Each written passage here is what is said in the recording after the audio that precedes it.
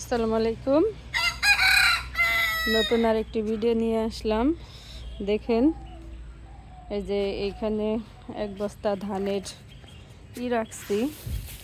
এইগুলা আমরা করব ধানের চিটা। আমাদের এখানে চিটা বলে, আপনাদের এখানে কি বলে জানি না। এখানে চিটা, এই চিটা আজকে আমরা মুরগির ভিতরে অনেক দিন হলেই দিব করতেছি, কিন্তু মনে থাকে না, সেজন্য আজকেই করলাম যে মুরগিকে দেই। লাইট বন্ধ করে দিচ্ছি, আর ঘুমাইতেছে। এইভাবে যদি একটু ঢেকে দেই তাহলে মুরগি সবগুলাই করতে পারবো।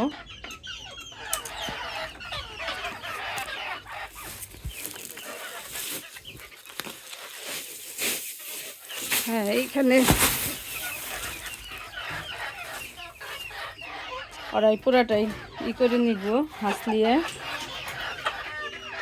দেখেন, আর দুই একটা যদি আর ভিতরে ধান টান থাকে তাহলে মুরগি খাবার খাইতেছে, কাজে এটি দিয়ে দিলাম মুরগিকে। মনে হয় বেশি হয়ে গেছে, অল্প কয়টা উঠাই রাখি। এখানে উঠাই রাখবো কয়টা, কারণ মুরগি এখন ডিম পাড়তেছে। নিচে একটু দিলে ওদের হবে, একটু কয়টা চিটা দিলে ডিমটা ভাঙবে না। সেজন্য আপনি এই টিপসটি যদি আপনাদের ভালো লাগে তাহলে অবশ্যই আপনারা কমেন্ট করবেন। আর সবাই নতুন নতুন আরও ভিডিও দেখার জন্য আপনারা সবাই কমেন্টস করবেন। আর সবাই ভালো থাকবেন। অনেক বেশি হয়ে গেছে, এটা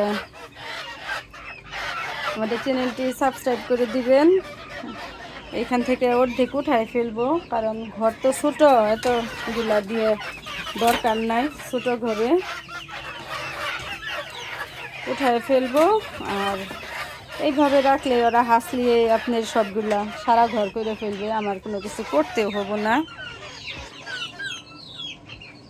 গাইস, এই যে এইখানে অর্ধেক উঠায় রাখলাম, কারণ ছোট্ট একটা ঘর, এত লাগবেও না, সেজন্য উঠায় রাখলাম। আর এইগুলা মুরগি হাসলিয়ে করে দিবে।